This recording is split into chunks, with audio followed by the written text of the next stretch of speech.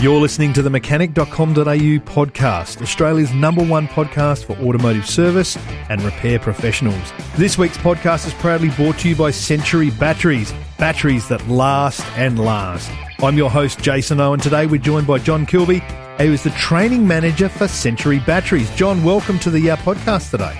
Thanks, Jason, and welcome listeners. Absolutely. Now, tell us a little bit about you. What's brought you to become the training manager at Century Battery? Tell us about your journey up until now.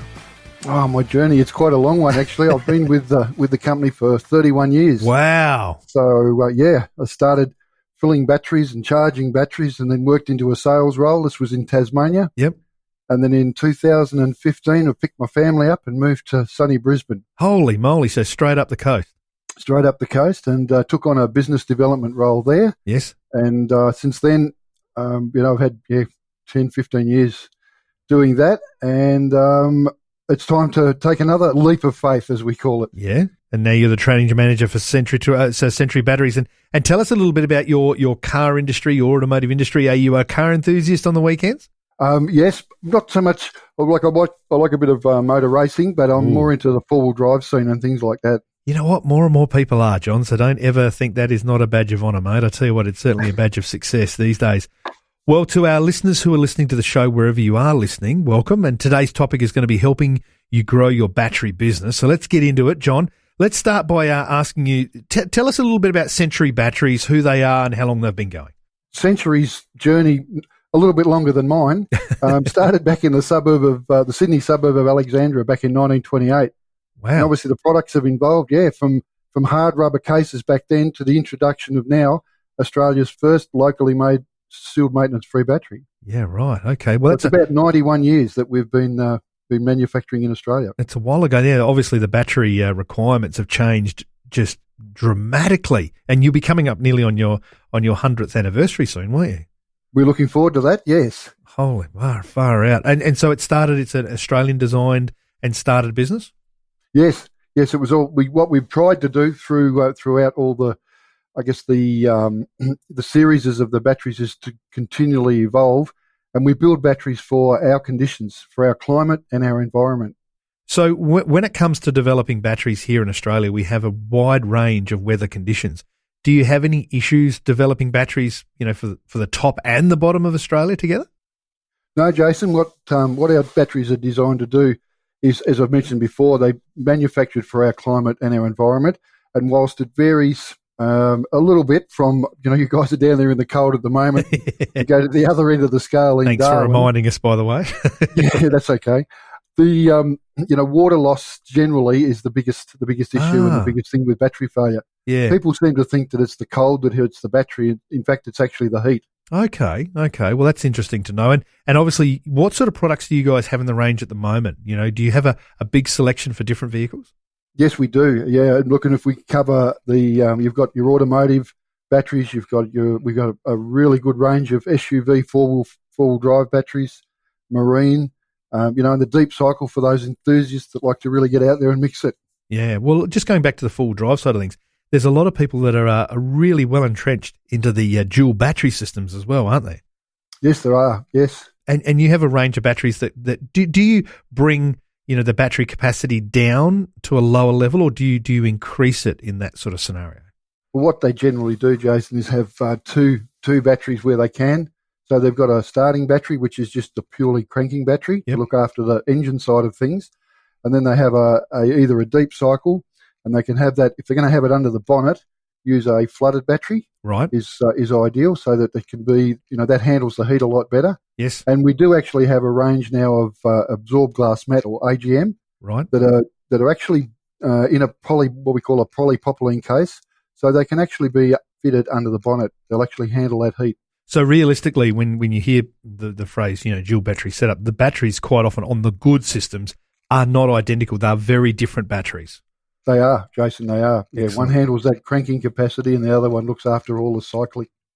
Well, let's move across to the network you guys are working with at the moment. How big is the network, the Century Century Batteries network? We have a network of around 7,000 customers spread right across the country. How many? 7,000 customers. 7,000? Yep. That is phenomenal. That is a huge network. It is. How do you service that many resellers? Well, we have a network of our own distribution centres in Melbourne, Sydney, Brisbane, Perth, Adelaide. Right. And that's supported with a network of agents throughout the country. So we've got agents, as far as Darwin, Mount Isa, Bunbury in Western Australia. So we've got them spread all over the country, and there's not many of our customers that can be serviced once a week. Well, I guess if you're thinking objectively about vehicles and the life of batteries, at some point in time, the life cycle is going to end and someone's going to reach for the next battery, aren't they? They and, are. The Century Batteries name is such a good quality name. You're obviously seeing a lot of people from an OEM point of view come towards you? Yes, we are. There's, the specifications of the battery, the aftermarket battery, is now as good, if not better, than the OE. Outstanding. And what do you guys do to support your resellers that are fitting those OEM batteries? How do you support them? Well, we support them through, obviously we've got a national warranty for the unlikely event that they have issues when they're away. Right. We support them with in-store training. We have in-store or initiatives to help them grow that battery category. Yep. We understand that, sometimes batteries are just a small part of their business. And we want to assist them to make sure that they maximise their return on that category in their shops. Well, it is a wear item on a vehicle, and a lot of people wouldn't put a battery into that category of clutch, brakes, tyres. But the reality of it is, are you finding the resellers are bringing people slightly up on the spec of battery when they change them over? If the opportunity arises, they do, yes. And is that recommended from you guys from your end to say, look, just bump it up a little bit on the cold cranking? If they've got extra equipment, ancillary equipment, the minimum specification that the manufacturer provides or specifies, the battery will meet that. But if they start adding things to it, that's where things start to bump it up. Become a little bit of an issue. And what sort of tips have you got to help the resellers? We talked about obviously the training and so forth. What are some of the other tips you like to hand over to them at that coalface selling point? Look, I think the biggest thing I would suggest is testing. Testing's become more and more important. Yeah. Unlike the past, the batteries used to give a bit of warning before they fail. These days, they don't. They just shut off and you're done, aren't you? Yeah, that's it. It's like you turn the key this morning and it goes, and you turn your key tomorrow and it doesn't. So being proactive, I guess as a workshop, being proactive and testing your customers' cars just to make sure that you're doing them a service and making sure they're not going to get caught out. Right. Well, look, talking about battery replacement, it's obviously not as straightforward as it once was. How are you dealing with the more intricate electrically orientated vehicles?